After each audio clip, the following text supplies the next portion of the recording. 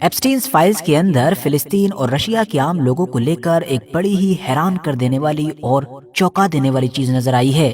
अब रशिया के लगभग 10 लाख लोगों के जरिए से फिलिस्तीन की जमीन पर पुतिन की मदद से इजराइल का क्या बड़ा मंसूबा अंजाम देने का इरादा था या अभी भी है, इस बारे में जानने से पहले आप लोग जरा इस इंसान को देखिए। इसका नाम है उहूद बराक। पिछले कुछ दिनों से ये इंसान इंटरनेशनल मीडिया में कुछ ज्यादा ही चर्चाओं में है और उसकी मेन वजह यही है कि ये दुनिया के उन चंद मशहूर लोगों में शामिल है कि जिसका नाम एप्स्टीन की फाइल्स के अंदर सबसे ज्यादा नजर आ रहा है। मुझे उम्मीद है कि आप में से कुछ लोग तो इस इंसान को पहले से ही जानते होंगे। जो नहीं जानते हैं तो उनको जानकर हैरानी होगी कि ये कोई मामूली इंसान नहीं है, बल्कि किसी दौर में ये इजराइल का प्राइम मिनिस्टर रहा है। जी हाँ, सबसे बड़ा लीडर। इसके अलावा यही इंसान किसी दौर में इजराइल का डिफेंस मिनिस्टर भी था और हाँ, किसी दौर में ये इजराइल की जो आर्मी है उसका सबसे मेन जनरल भी हुआ करता था। तो कुल मिलाकर इजराइल की पॉलिटिक्स हो या फिर मिलिट्री हो, इन सारी ही चीजों पर इसे एक इंसान मतलब उहूद बराक का कंट्रोल हुआ करता था। मगर यही वो इंसान था कि जिसके बारे में अब क्लियर हो चुका है कि एप्स्टीन के साथ इसका एक लंबे वक्त तक गहरा कनेक्शन रहा था। ये इंसान न सिर्फ कई सालों तक लगातार उसके कांटेक्ट में रहा, बल्कि दर्जनों बार उससे मिला और उसके घर पर ठहरा। इसके अलावा एप्स्टीन का जो प्राइवेट प्लेन था उसके ऊपर भी सवार हुआ। और तो और उहूद बराक की वाइफ भी बिल्कुल हस्बैंड की तरह ही लंबे वक्त तक एप्स्टीन के कांटेक्ट में या फिर टच में थी। अब वैसे तो इस टॉपिक पर बातचीत करने के लिए बहुत कुछ है, मतलब उहूद बराक का नाम एप्स्टीन फाइल्स के अंदर कितनी बार आया है, कहां कहां आया है, कैसे आया है, ये लोग कितनी बार मिले, कहां कहां मिले, ये लोग क्या किया करते थे या क्या नहीं किया करते थे। मगर आज हम इन तमाम चीजों से अलग हटकर फोकस सिर्फ और सिर्फ एक मेन मुद्दे पर करते हैं, वही मेन चीज के जिसका जिक्र हमने बिल्कुल शुरू में भी किया था। दरअसल हाल ही के दिनों में यूएस डिपार्टमेंट ऑफ जस्टिस की तरफ से ये जो एप्स्टीन से जुड़े हुए बेशुमार डॉक्यूमेंट्स या बाकी चीजें रिलीज की गई हैं, इन्हीं में एक रिकॉर्डिंग मौजूद है जो पिछले कुछ दिनों से इंटरनेशनल मीडिया में काफी डिस्कस की जा रही है। इस रिकॉर्डिंग के अंदर इजराइल के फॉर्मर प्राइम मिनिस्टर मतलब उहूद बराक को सुना जा सकता है कि जो एप्स्टीन को इजराइल और फिलिस्तीन की आबादी को लेकर काफी कुछ बता रहे हैं। ये चौंका देने वाली रिकॉर्डिंग कि जिसको दुनिया के लगभग सभी अहम मीडिया आउटलेट्स ने कवर किया है और अल जजीरा ने तो इसके ऊपर पूरा एक आर्टिकल भी लिखा है, ये हमको बताती है कि इसके अंदर उहूद बराक एप्स्टीन से कह रहे हैं कि मेरी जो कंट्री है इजराइल, वो अभी 10 लाख लोगों को और एब्जॉर्ब कर सकती है। उहूद बराक का इशारा क्लियरली उन यहूदी लोगों के ऊपर है कि जो रशियंस हैं। इसीलिए उहूद बराक ने एप्स्टीन से ये भी कहा कि मैंने तो प्रेसिडेंट पुतिन से कई बार कहा था कि वो हमारी मदद करें 10 लाख यहूदियों को इजराइल में बसाने के लिए, जिसके जरिए से इजराइल न सिर्फ उस बड़े खतरे से निपट लेगा कि जो लगातार फिलिस्तीनियों की बढ़ती हुई आबादी की वजह से पैदा हो रहा है, बल्कि इजराइल की पॉलिटिक्स में जो कट्टर यहूदियों का इन्फ्लुएंस है उसको भी खत्म किया जा सकेगा या उसको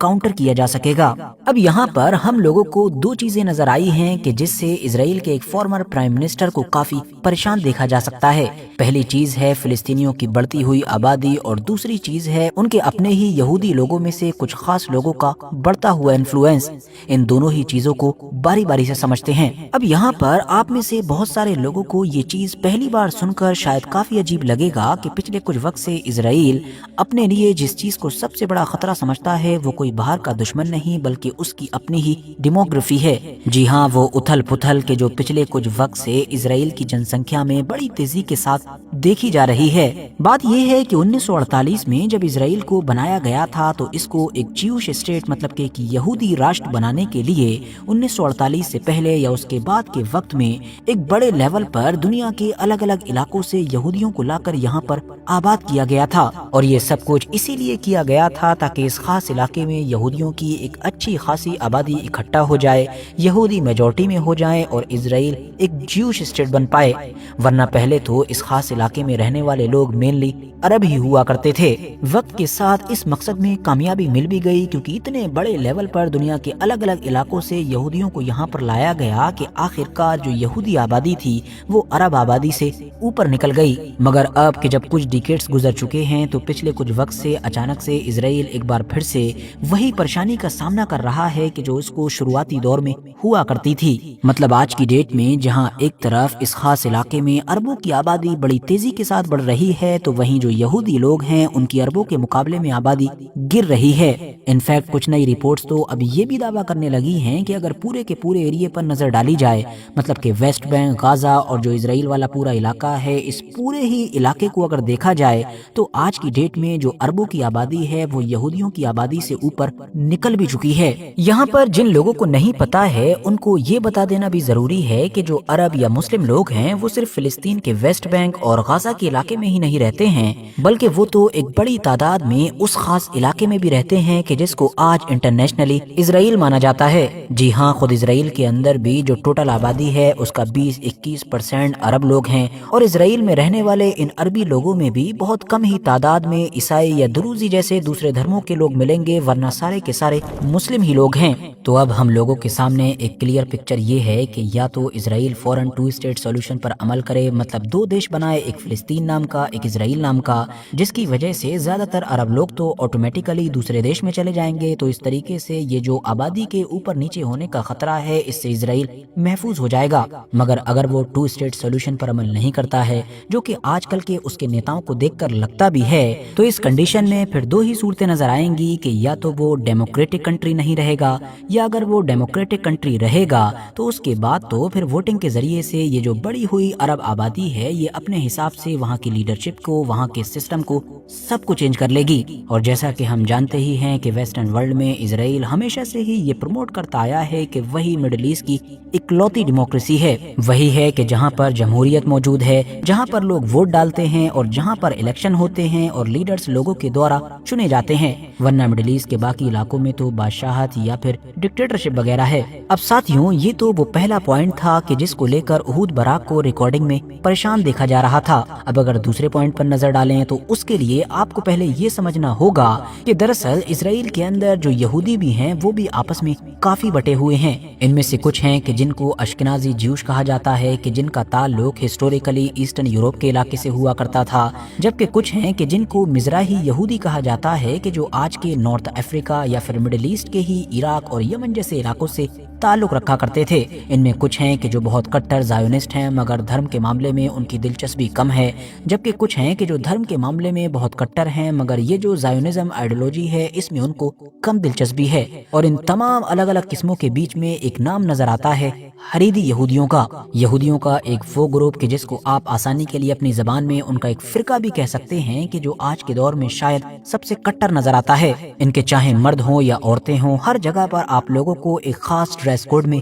नजर आएंगे। इनकी औरतें हमेशा फुल कवर करने वाली ड्रेस को तो पहनती ही हैं, बल्कि कभी कभी तो आप इनकी कुछ औरतों को ऐसे कपड़ों में भी देख लेंगे कि जिनको देखकर महसूस होगा कि मानो ये कोई मुस्लिम औरत है। हरीदी ये वो लोग हैं कि जिनके अगर आप लोग इतिहास पर नजर डालेंगे तो आपको पता चलेगा कि यूरोप के अंदर जिस दौर में जायोनिज्म की आइडियोलॉजी शुरू हुई थी, मतलब इजराइल को बनाने का जो मंसूबा शुरू हुआ था, उसके ये लोग पूरी तरीके से खिलाफ हुआ करते थे। यूरोप के जिस जिस इलाके में इस मिशन पर काम चल रहा था, उस इलाके में रहने वाले हरीदियों ने इस पूरे मामले का विरोध किया था। उनका कहना था कि इस तरीके से स्टेट ऑफ इजराइल को बनाना यहूदी धर्म के ही खिलाफ है। यहूदियों को इंतजार करना चाहिए उस वक्त तक कि जब उनका मसीहा आ जाए और उनका मसीहा ही इस काम को अंजाम देगा। मगर जैसा कि हम जानते हैं कि आगे फिर 1948 में आखिरकार स्टेट ऑफ इजराइल एस्टेब्लिश हो ही गया था, तो उसके बाद हरीदी लोगों ने भी कॉम्प्रोमाइज कर लिया और यहाँ पर कुछ समझौतों के साथ रहना शुरू कर दिया।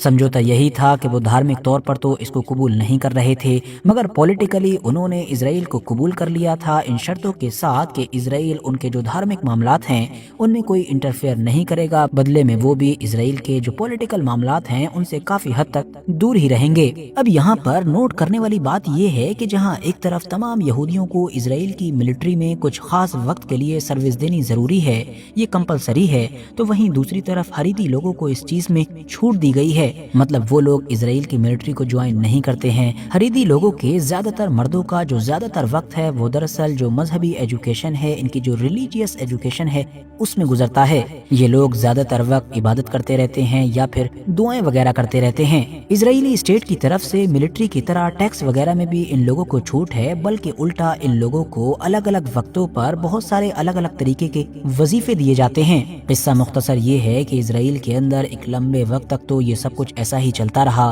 مگر اب پچھلے کچھ سالوں سے یہ دیکھا جا رہا ہے کہ یہ معاملہ بگڑتا جا رہا ہے۔ اسرائیلی سوسائٹی کے الگ الگ گروپ سے تعلق رکھنے والے لوگ اب لگاتار یہ آواز اٹھانے لگے ہیں کہ آخر ہمارے ہی بچوں کو ملٹری میں کیوں بھیجا جائے اور ان لوگوں کو چھوٹ کیوں دی جائے۔ یہی وجہ ہے کہ وہاں کی حکومت یا کورٹس وغیرہ پچھلے کچھ سالوں سے لگاتار ان لوگوں کو ملٹری میں لانے کی کوشش کرنے بھی لگے ہیں، مگر جب اس طریقے کا کوئی فیصلہ آتا ہے یا لا وغیرہ بننے کا وقت آتا ہے تو اتنا ہی اسٹرانگلی یہ لوگ پروٹیسٹ کرنے کے لیے سڑکوں پر بھی نکل جاتے ہیں، جن کے پروٹیسٹ کے ویڈیوز یا فوٹوز پچھلے کچھ سالوں سے لگاتار ہم لوگوں تک بھی سوشل میڈیا کے تھرو پہنچتے رہے ہیں۔ اب یہاں پر جو ایک سب سے اہم چیز ہے جو ہمارے لیے جاننا ضروری ہے وہ یہ ہے کہ اسرائیل ایک طرف تو اربوں کی بڑھتی ہوئی پاپولیشن سے تو خطرہ محسوس کرتا ہی ہے، مگر دوسری طرف یہ جو خود اسرائیل کے اندر یہودیوں کی بھی اپنی ایک ٹوٹل آبادی ہے جو الگ الگ گروپس میں بٹی ہوئی ہے، ان کے اندر بھی جس گروپ کی آبادی سب سے تیزی کے ساتھ بڑھ رہی ہے وہ کوئی اور نہیں بلکہ